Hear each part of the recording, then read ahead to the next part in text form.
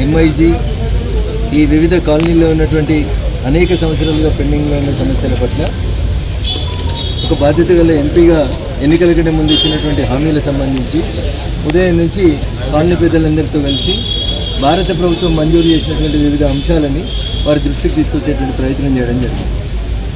ఈహెచ్ఎల్ MIG society నుంచి తెల్లాపూర్ సాయిబాబా గుడి వైపుకి వెళ్ళేటువంటి దారిలో ఇప్పుడు ఉన్నటువంటి ఆర్యూబీ ట్రాఫిక్ అవసరాలను తీర్చే రీతిలో లేదు కాబట్టి కొత్తగా ఒక భారత ప్రభుత్వం ద్వారా ఒక ఆర్యూబీని రైల్వే శాఖ ఆధ్వర్యంలో నిర్మించడానికి అధికారికమైనటువంటి మంజూరీ తీసుకొని రావడం జరిగింది. గౌరవ మంత్రి సోమన్న గారు అధికారికంగా ఇక్కడ ఆర్ఓబీని మంజూరు చేస్తూ అధికారికంగా ఉత్తర్వులు జారీ చేయడం జరిగింది.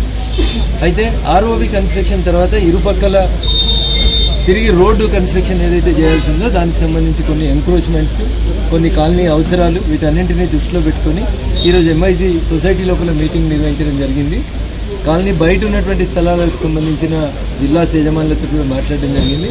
అందరూ కూడా ఈ కొత్త ఆర్ఓబీ నిర్మాణానికి కావాల్సినటువంటి రోడ్డు స్థలాన్ని కూడా సహకరిస్తామని చెప్పి ఇటు ఎంఐజీ వాళ్ళు కానీ అటు బెల్మౌంట్ విల్లాస్ వాళ్ళు కానీ చెప్పడం జరిగింది.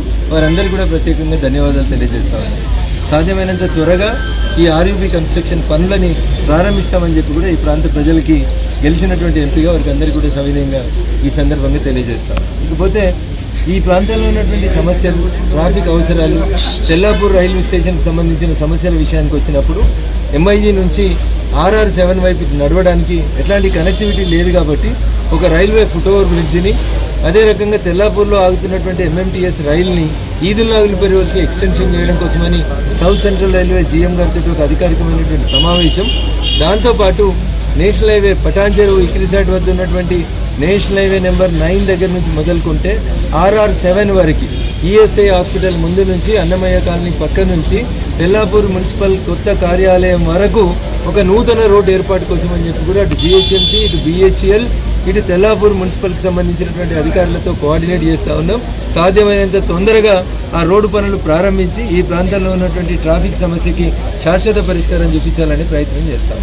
Thank you.